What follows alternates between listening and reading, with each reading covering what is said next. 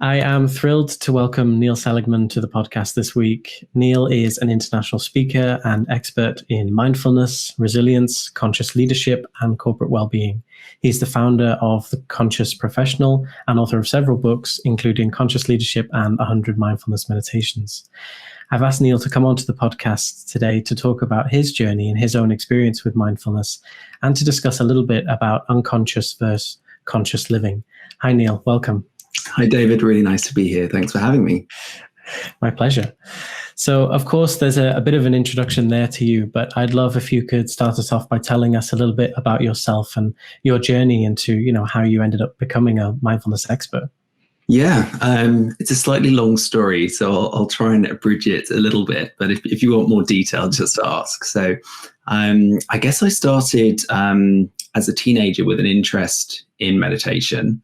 And also yoga. The sort of two went hand in hand for me at the beginning.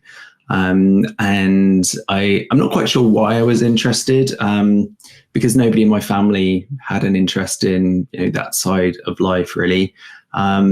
But I ended up saving up my pocket money and buying a book, how to meditate and teach yourself yoga, and just started sort of practicing as best as I could from the book. And then I went to the States after school. So I just kind of finished senior school and went to America to a kids camp to work out there first of all, as a tennis coach, and then as a sort of a general counselor for the kids. And there I met a Reiki master, and Reiki is that kind of healing modality, which you might have come across. It's kind of, sometimes available at spas and things like that. And yeah, it's a really nice energy technique, which people find relaxing and calming, and sometimes has kind of healing effects for people. And I ended up learning Reiki from this Australian guy out in America. And that kind of really blew my mind and opened me up to this sort of different dimension of life, which just made a lot of sense to me because, I don't know, it just felt like as I was going through school that there was like something they were telling us about. Like I was sort of thinking that the world seemed to work in a slightly different way than the sort of parameters that I was being taught. And then Reiki came along and I was like, oh, this is like the missing piece. The energy piece is like part of it. And so even though I didn't really know it, as I was learning Reiki, I was learning the skills of mindful embodiment and meditation, because Reiki's taught with those kind of principles and through those experiential aspects. So, when the education spat me out at the other end with a law degree, and a bit of a push from my parents towards becoming a barrister and going to bar school and things like that. I was also, by that time, I used to be Reiki master. And for a little while there, I was pursuing these two quite different paths simultaneously.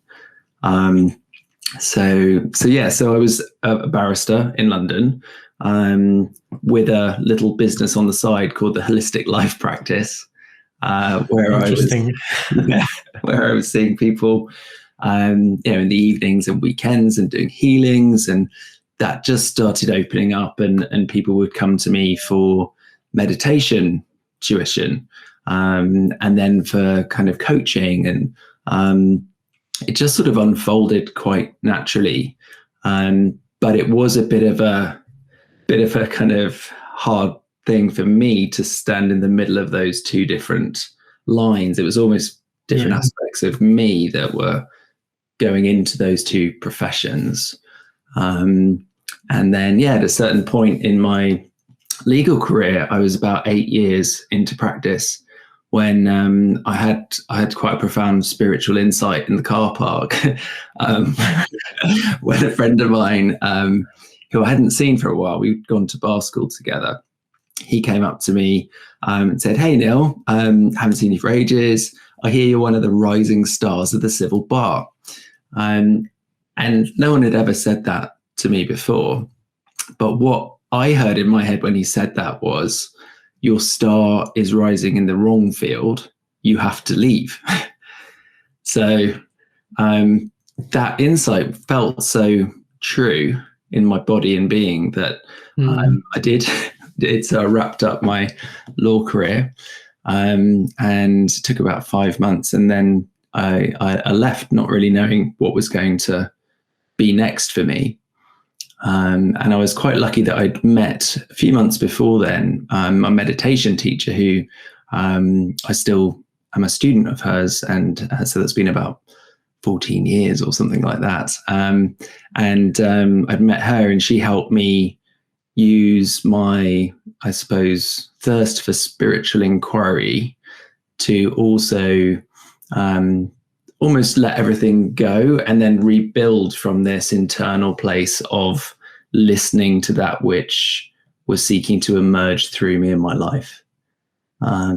And even though that's a very slow process and not a sort of good quick fix type, it doesn't make for a good book of do this one thing and your life will be solved. It was like a really profound process, but as a lived experience, it was, it felt quite slow and organic, and those are good things, but there's also challenge along the way of like, what am I doing? What have I done? Yeah, where is it going? And then in 2012, like the idea for the Conscious Professional, which is my business, landed in a meditation, and I sort of had the insight that it was going to be centered around mindfulness. And that was really clear, although I did question it because nobody had heard of mindfulness in 2012. So that just started a sort of new slow journey into my current work. So yeah, that's, it's quite a long time ago now. It's almost 10 years that even that landed. So yeah, here we are. Yeah. So it sounds like, the idea for the Conscious Professional came to you in a meditation. So it seemed like you're probably quite confident of where it was coming from. But that sort of decision or that feeling in the car park must have been quite a weird one, sort of just this intuition coming from somewhere within you. But, were you not sure whether to trust it, or was it you just knew somewhere in your heart that, I just have to make this my path? Yeah. It wasn't the first time that I'd used my sort of intuitive knowing to direct my life. I think probably to the frustration of quite a lot of people in my life. That's always been my principal route. Like if something feels right, then I'll do it or make it happen. There's other times, of course, where I've heard intuitions and ignored them completely for a long time to my detriment. And, I've lived both sides of that. But this one just, it was like a gong going off. It was like, just that sort of resounding truth of, oh, wow. So sometimes people say, oh, well, that's so brave of you. I always say it was nothing brave about it. It was just true. And once truth emerges inside you like that, there's no point questioning it, because you can't paper over that in any way. And so, yeah, I just followed along, and I'm glad I did. But it's also not the easiest of paths. Yeah, definitely. So, meditation, mindfulness, they have many benefits, obviously, in our physical and our mental health. But I wanted to ask you then personally, why are you so passionate about it? What is it that mindfulness enables for people that, drives you to get out there and share it with others? Yeah, well, I think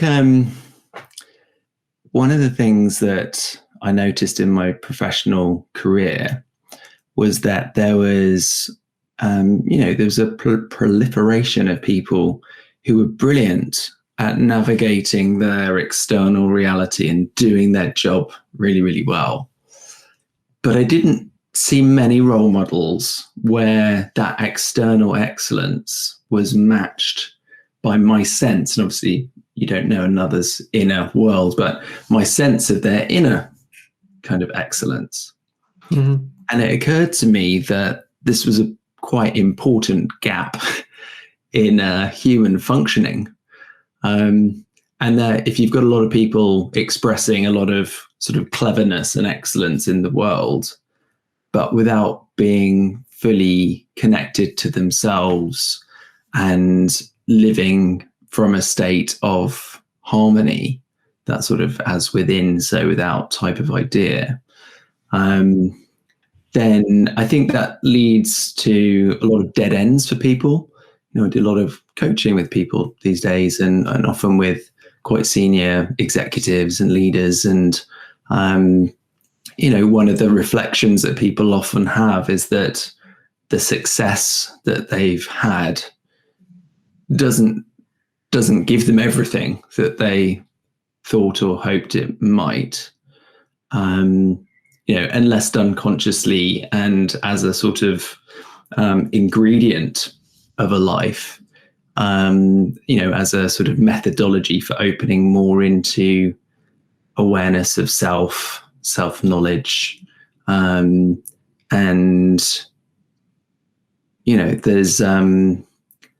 there's that link that I found really interesting. Like, how could we develop a new model whereby we could help people match up their outer excellence with inner excellence?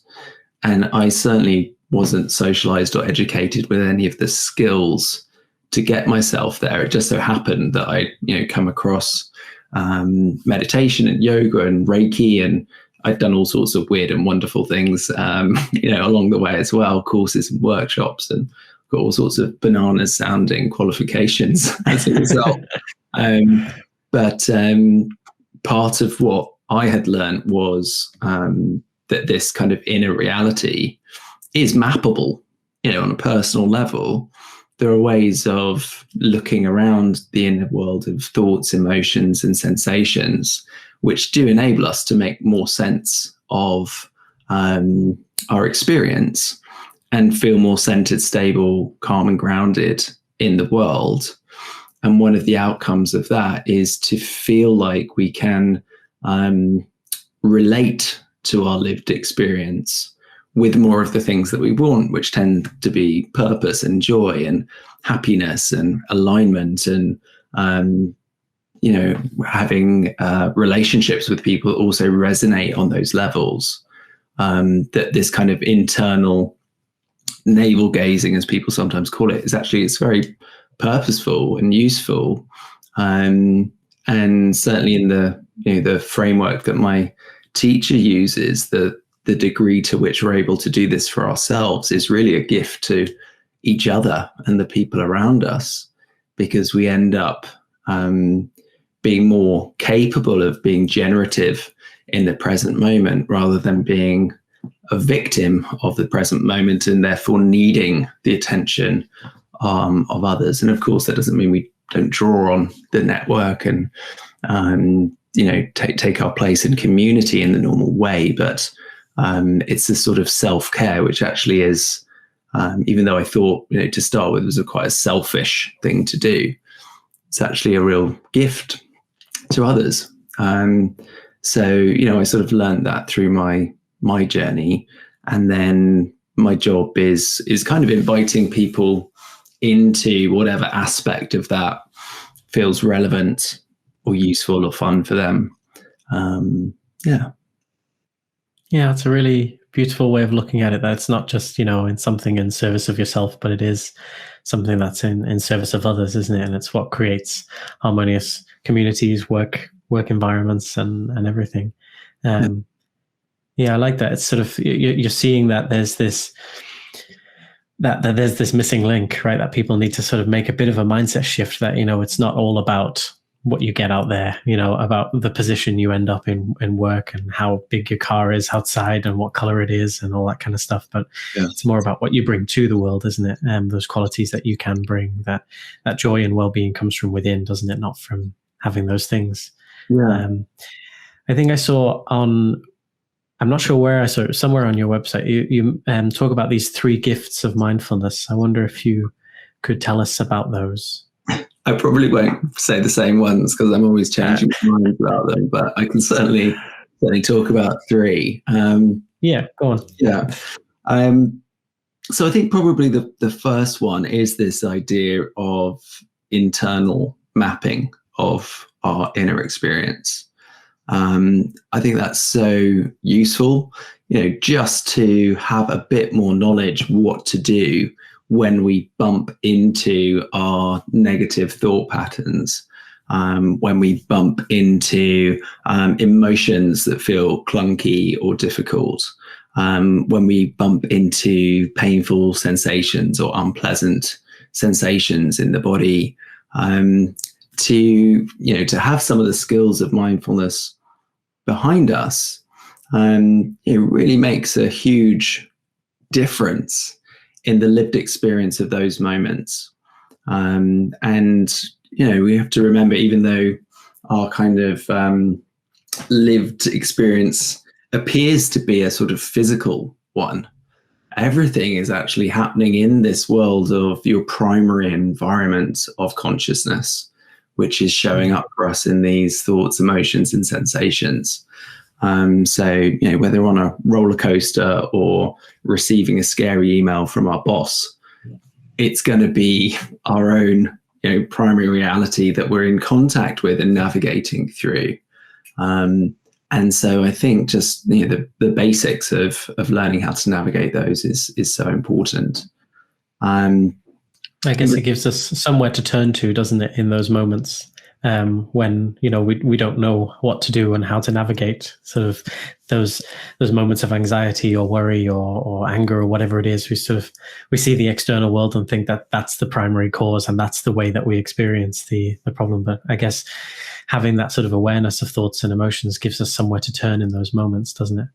I think so. And also for me, it's that kind of knowledge of the well of stillness or centeredness within that can become a place of not just refuge, but resource. It's somewhere that we can actually turn to and find the warmth of our own awareness in that space being enough to get us through almost anything. I mean, the phrase that always comes to me is one of Jack Cornfield's, which is that, at a certain point, you have to just trust that the heart can hold it all. And he's just got such a lovely way of saying that you kind of like, oh, your heart opens and you like, oh, wow, yeah, that also feels true. And there is that sense of actually, the human heart can hold it all. And we don't know that, but we can trust that it's true. Well, it's been true for us in the past, hasn't it? We think of all the things we've been through and we somehow got through the other end, even though we didn't think we would. There's that inner strength there. We don't realize we have the capacity to deal with these things. Yeah, your track record for getting through tough days is 100%. So we'll also get through this one. Yeah, so I kind of I like that as well. So, finding, sort of call it this paradigm of being powerfully peaceful. There's something I think that, peacefulness has almost been jettisoned as being too passive, but actually there's a real potency in peacefulness, because it comes with perspective and presence. And the third gift of mindfulness that I would sort of mention is its link with creativity. The sort of higher purpose, I think, of my business is to inspire conscious creativity, because I think that of everything that's needed in the world, I think that's what we need. I think actually human beings have everything they need to solve their problems in harmonic ways if they look to the right parts of themselves for those answers. That link between the field of mindfulness and the field of creativity is also something that I enjoy kind of pointing people towards. And, I think it's something that when we can feel that and experience that sort of bubbling well of, wow, this is kind of the arising of life occurring within. It's a real gift, because then you're like, okay, well, this is somewhere I can come back to when I'm struggling. This is a really useful place to hang out and check in with. I'm not sure if they had any correlation to what's on the website, but today, those are my gifts of mindfulness. I like it. And that third one, yeah, it's like it's instantly practical, isn't it? And experiential. People can use that, straight away. And yeah, it's true that from when the mind is peaceful, when it's calm, that's where you have access to your best problem solving skills, your creativity.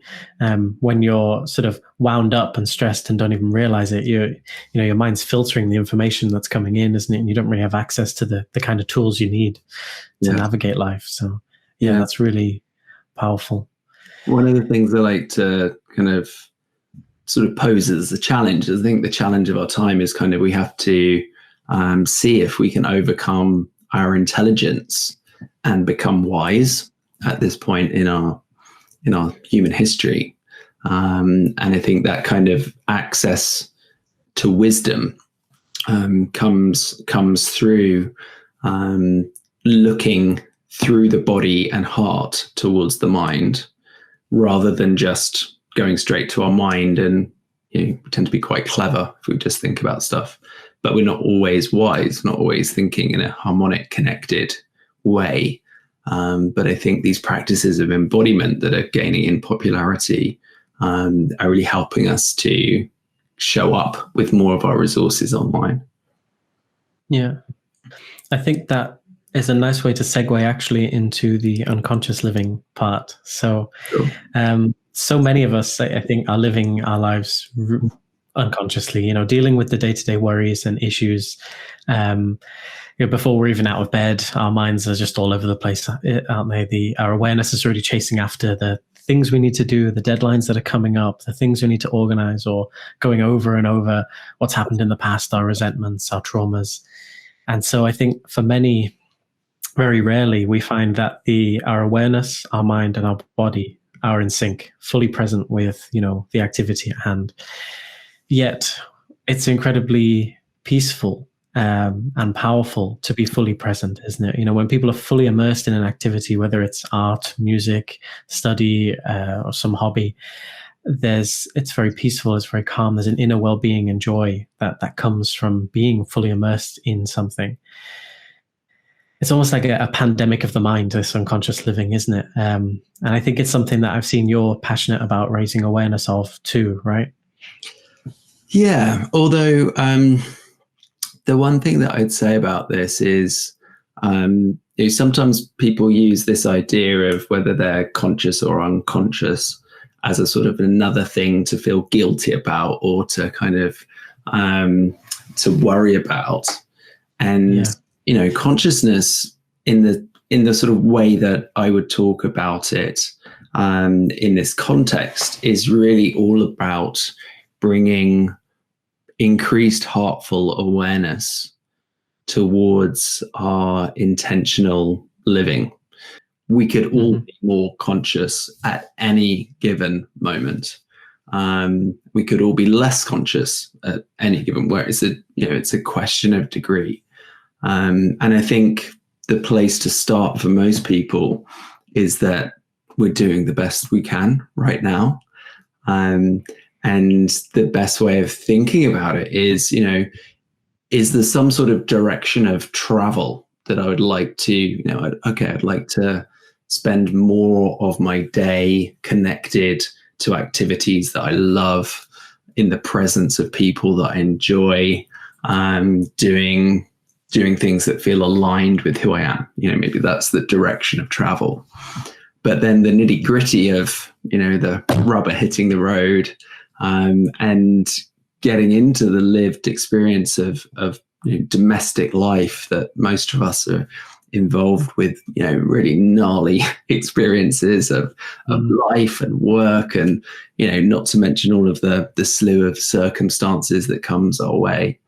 So I think it's really important to sort of start with an acknowledgement of, I'm actually doing pretty well here. Kind of just getting through this is actually, pretty decent. And yes, maybe we would like to have this kind of direction of travel, and we can sort of emerge into that. But I think coming from the space of self-compassion, starting where we are, knowing that there isn't really a completion point to this, is a good way in, from my perspective. It's a really, really good way of looking at it. And I'd like to pick up on something you mentioned there at the start, that it was about sort of this heartfelt awareness of, you know, what's meaningful for us, right? What our aspirations are, what we see as being a good life. And that's, I guess, a way that we can access or bring awareness to our day-to-day life. Mighty just coined this term of co-native intelligence, of sort of, you know, being aware of all the choices that we make in our day, not just on sort of like the quick wins, you know, like I'll watch a box set on Netflix instead of doing something, or I'll eat this tub of ice cream sort of for a quick win, but actually sort of if we're really aware of our aspirations and really aware of what's a meaningful life for us, not that Netflix isn't meaningful or ice cream, but we can sort of, with an awareness of that, then our daily choices can be influenced by that, right? We can bring mindfulness into that. So knowing, you know, is this activity or is what, you know, this decision I'm making in my life going to lead to my own well-being or the well-being of others, or is it actually going to bring me more stress later on, more heartache later on, you know, self-criticism for eating all that ice cream or whatever it is. So I think, yeah, that aspiration part is really important, isn't it? A lot of the people that I work with, they don't have any trouble being aspirational or ambitious. Like they true got that in spades. What they often need help with from me is kind of the rationale and reasoning and tools to bring more self-compassion into their lived out experience of that. And sometimes a bit of help with the questions and reflections to make sure that their direction of travel is actually pointing them where they want to go. And, you know, the paradigm of life is not one, it's not like a journey based type thing that we talk about, you know, life as a journey. It's not a journey in the respect of trying to get to some sort of destination, because it's essentially death in this version. But the paradigm of life is much better kind of correlated to something like a piece of music, where actually the point of the piece of music is to listen and to dance and to kind of flow along with the thing and be joyful of that. It's that sort of now moment experience of it that is a paradigm that life is all about. And so, you know, I try and point people towards creating within their now, you know, the sort of piece of music that they want to dance to, rather than it emerging at the, you know, very end, when they might be like, oh, wait, we're here. We're here. Okay, we're here. So, yeah, kind of, I think just kind of making sure that what's showing up in our current reality is something that we're really curating, in a sense of this is it. This is it. And I think that can sometimes help us with our direction of travel, but also our orientation to the now.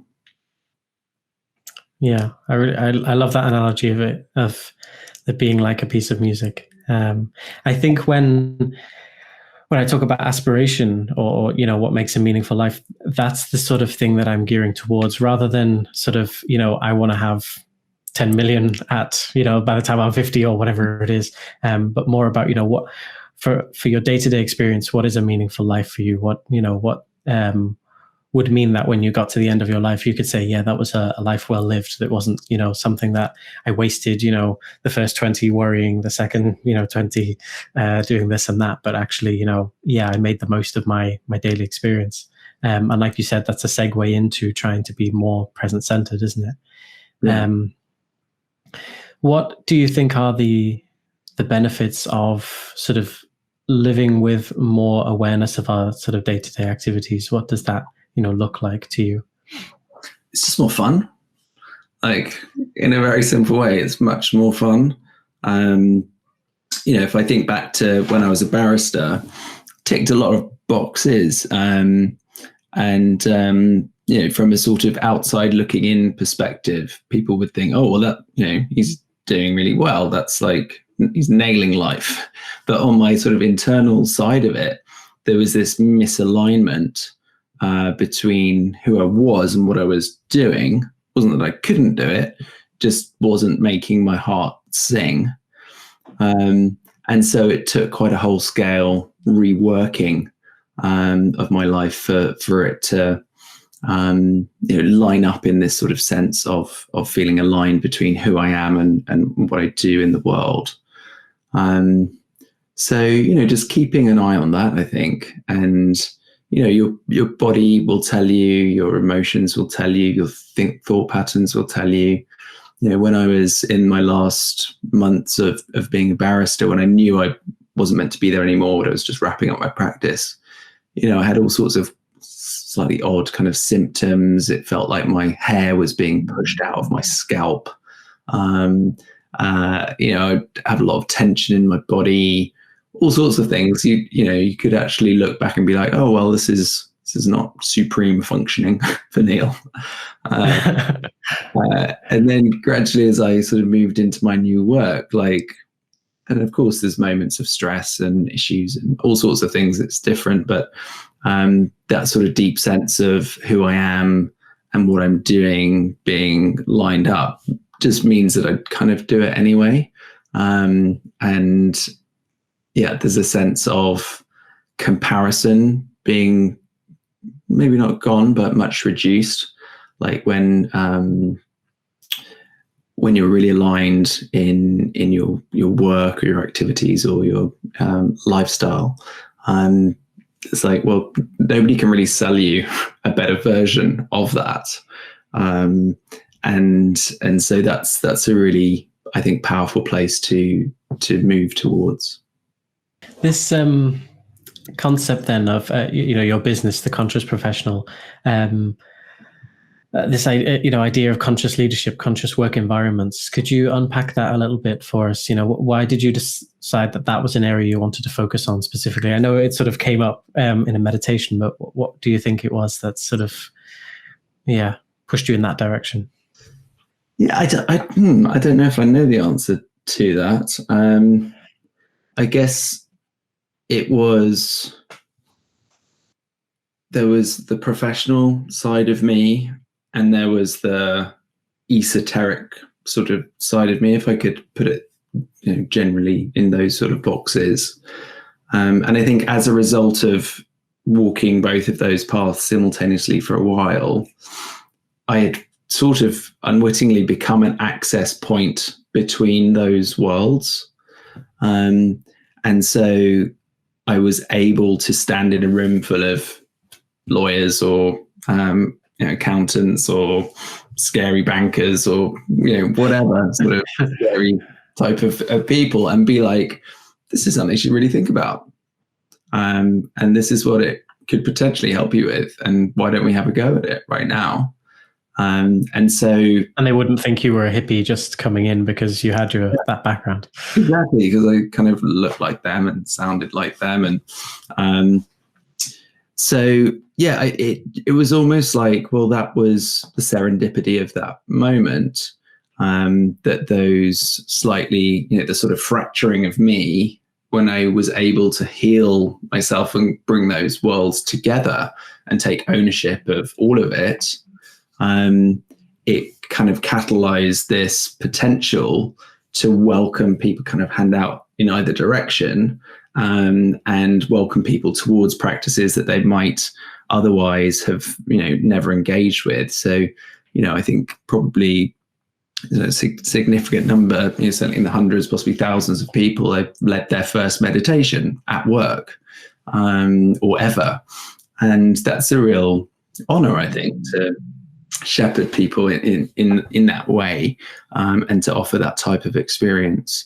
And so whether it's centered around the language of it's important, but it's all the same thing to me. So whether we're talking about mindfulness or resilience or well-being or awareness, essentially my job is helping people feel a bit more capable and safer, navigating their inner world and bringing that into expression through their being and doing. So for me, it's kind of simple, but then we have to package it in certain ways and make it acceptable and relevant and all of those things, which is is also, that's a fun part of it as well. Yeah, it seems like you're in the unique position to be that person. I really like that idea of that sort of everything fractured, but then it came all together again, these two sides of you, which were always meant to sort of be together. They were just together in the wrong way with this sort of, dual business card of healing and then lawyer, and then they come together in this kind of natural way. Yeah.